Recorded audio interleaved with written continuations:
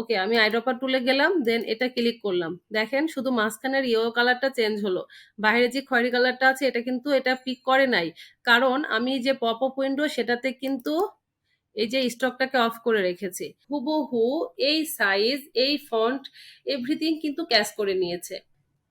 বিসমিল্লাহির রহমানির রহিম। আসসালামু আলাইকুম। আশা করি সবাই ভালো আছেন। আলহামদুলিল্লাহ আমিও ভালো আছি। স্বাগত আজকে প্রত্যেককে নতুন আরো একটি টিউটোরিয়াল দেখার জন্য। আজকে আলোচনা করব অ্যাডোবি ইলাস্ট্রেটরের মোস্ট ইম্পর্টেন্ট একটি টুল, সেটা হচ্ছে আইড্রপার টুল নিয়ে।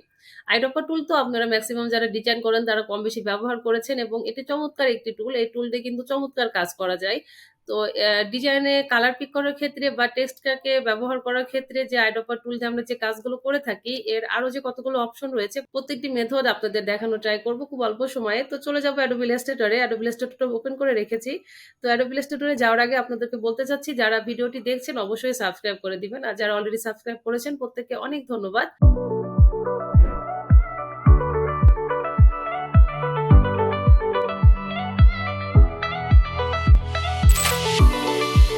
এখানে দেখেন ফার্স্টে রয়েছে সিলেকশন টুল, দেন হচ্ছে ডিরেক্ট সিলেকশন টুল, দেন এখানে ম্যাজিক ওয়ান টুল। এভাবে মাউসের কার্সারটা নিয়ে গেলে আমরা প্রত্যেকটা টুলের নাম দেখতে পাচ্ছি, এবং যে টুলগুলো ডান পাশে একটা ছোট্ট এই যে আরো চিহ্ন দেখা যাচ্ছে, এই টুলটাকে চেপে ধরে রাখলে এর মধ্যে আর কতগুলো টুল আছে সেগুলো শো করে, অথবা ডান বাটন ক্লিক করেও দেখতে পারি আমরা মাউসের যে যেই টুলের ডান পাশে এরকম অ্যারো চিহ্ন থাকবে, বুঝতে হবে যে তার মধ্যে আরো কতগুলো টুল রয়েছে।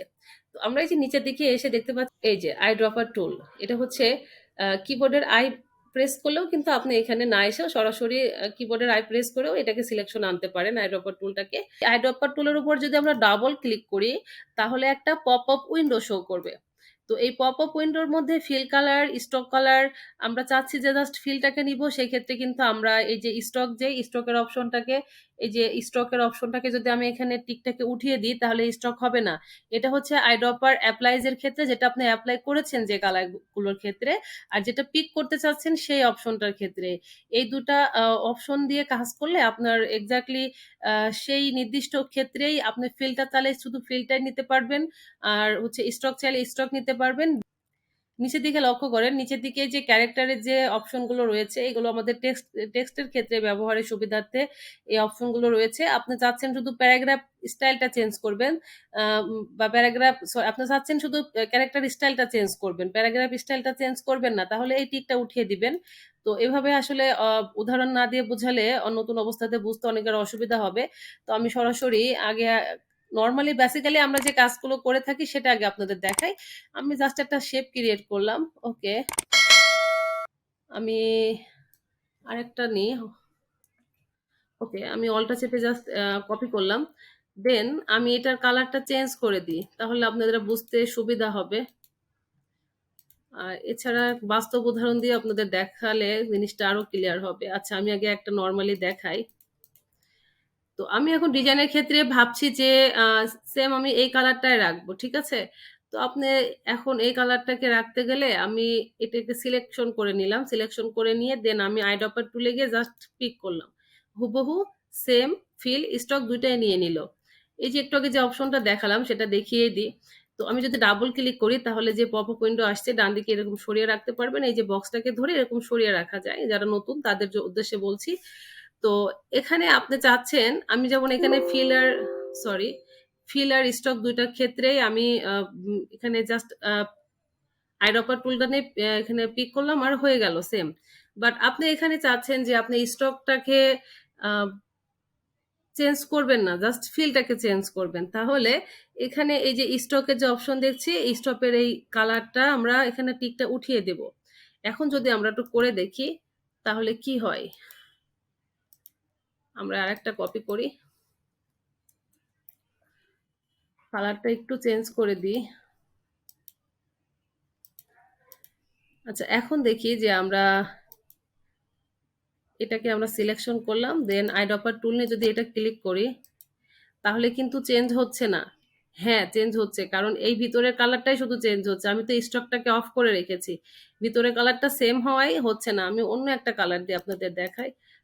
ভিতরের কালারটাকে আমি অন্যরকম করে রাখি, তাহলে আপনারা বুঝতে পারবেন। ওকে, আমি এখন চাচ্ছি যে এই এই শেপটাকে হুবহু এটা নিয়ে আসবো, বাট আমি কিন্তু পপ আপ উইন্ডোতে স্টক কালারটাকে অফ করে রেখেছি, দ্যাটস ওয়াই কিন্তু এখন স্টক কালারটা চেঞ্জ হবে না, জাস্ট ফিল কালারটা চেঞ্জ হবে।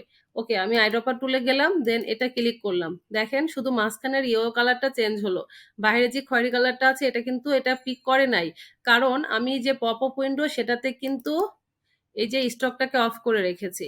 আবার যদি ফিল অফ করে রাখি তাহলে এরকম ফিল হবে না, এরকম প্রত্যেকটা অপশন ওয়াইজ আপনারা কাজ করতে পারবেন। ওকে, বিস্তারিত মানে প্রত্যেকটা ধরে ধরে বোঝাইতে গেলে টিউটোরিয়ালটা অনেক বড় হয়ে যাবে, আশা করি মেন যে কথাটা সেটা আপনারা বুঝতে পেরেছেন। তো ডিজাইনের ক্ষেত্রে কালার পিক করার ক্ষেত্রে তো আমরা দেখলাম, তো আমরা একটু টেক্সটের ক্ষেত্রে দেখব। তো আমি টেক্সটে দেখার জন্য বা জাস্ট এই কিছু লিখলাম। তো আমি এখানে দেখেন এটার হচ্ছে ফন্ট স্টাইল বা এটার ফন্ট সাইজ, দেন এখানে হচ্ছে একটা স্টাইল আছে, এখানে একটা স্টাইল আছে, আমি আলাদা আলাদা করে রেখেছি। তো আমি যেমন কালারটাকে হুবহু কপি করতে পারবো বা জাস্ট আইড্রপার টুল দিয়ে সেম টেক্সটটাকেও হুবহু কপি করতে পারবো। তো সেম ওই ক্ষেত্রে কিন্তু আমি যদি ডাবল ক্লিক করি আইড্রপার টুলের উপর পপ আপ উইন্ডো চলে আসবে। যদি আমি নির্দিষ্ট করে ক্যারেক্টার স্টাইলটা শুধু চেঞ্জ করতে না চাই তাহলে এটা টিক উঠায় দিয়ে এভাবে করতে পারি, বা প্যারাগ্রাফ স্টাইলটা যদি আমি কপি করতে না চাই সেটাও টিকটা উঠায় দিয়ে করতে পারি। তো এই বিষয়গুলো আসলে এক্সট্রা অর্ডিনারি ক্ষেত্রে মানে কাজের প্রয়োজনের ক্ষেত্রে বেশি ব্যবহার করা হয়ে থাকে, বাট বেসিক্যালি আমরা যে কাজগুলো করে থাকি সেটা আপনারা এভাবে করতে পারবেন। তো আমি চাচ্ছি যে এখন এই লরেম ইপসামটা, আচ্ছা লরেম ইপসামটা আমি কোন অবস্থাতে রেখেছি, এটা যে ফন্টের নামটা কি, এটা হচ্ছে রোবোটো ফন্ট, আর এটা হচ্ছে স্টাইলটা কি আমি বোল্ট দিয়ে রেখেছি, তাই না? তো আমি চাচ্ছি যে আমি যে ছোট্ট যে আয়ানটা লিখেছি এটাকেও সেম এই ফন্ট এই সাইজ এই স্টাইল হুবহু সেম রাখবো।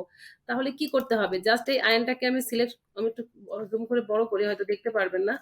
ওকে, আমি আয়নটাকে জাস্ট সিলেক্ট করলাম, করে আমি আইড্রপার টুলে গেলাম, গিয়ে যদি এটাতে আমি ক্লিক করি হুবহু এই সাইজ এই ফন্ট এভরিথিং কিন্তু ক্যাচ করে নিয়েছে জাস্ট একটা ক্লিকে।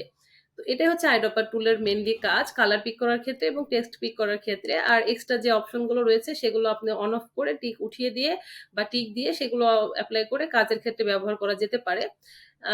আর আমি যদি এখন আবার চাই যে আমি যে আল্লাহু আকবারটা আছে এটার যে স্টাইলটা সেম আমি এটাতে নিব, তাহলে আগে এটা এটা সিলেক্ট করে নিব। আমি যেটাতে অ্যাপ্লাই করতে চাচ্ছি সেই শেপ বা সেই টেক্সটটাকে আগে সিলেকশন করে নিব, দেন জাস্ট আইড্রপার টুলে গিয়ে ক্লিক করব। দেখেন এই কালার থেকে শুরু করে এভরিথিং কিন্তু কপি করে নিয়েছে। আমি একটা বাস্তব উদাহরণ দিয়ে দেখাই, এখানে আমি কাজ করছিলাম, আচ্ছা আমি এখান থেকে আপনাদের, সরি, আমি এখান থেকে আপনাদের একটু দেখাই, ওকে এটা দিয়ে দেখাই।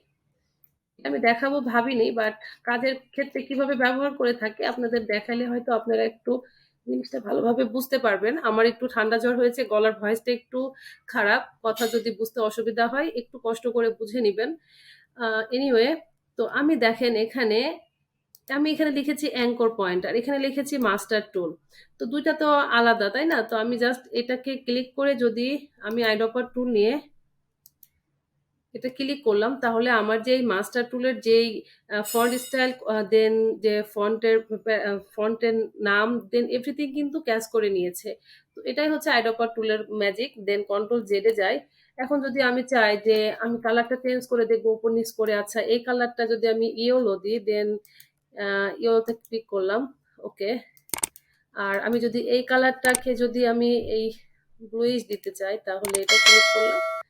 এভাবে কিন্তু আমরা চেঞ্জ করে দেখতে পারি। সাদাটাকেও কিন্তু আমরা এই এখানটা আইড্রপার টুল দিয়ে অন্য একটা কালার দিয়ে দেখতে পারি কেমন লাগে, অথবা এই যে ভিতর থেকে কালার নিতে পারি, অথবা আমার হেজাব থেকে কালার নিতে পারি, এই যে এখানে মাস্ক থেকে কালার নিতে পারি, স্কিন কালার থেকে কালার নিতে পারি, আপনার যেখান সেখান থেকে যে কোনো একটা ছবি থেকেও কিন্তু কালার নিতে পারবেন।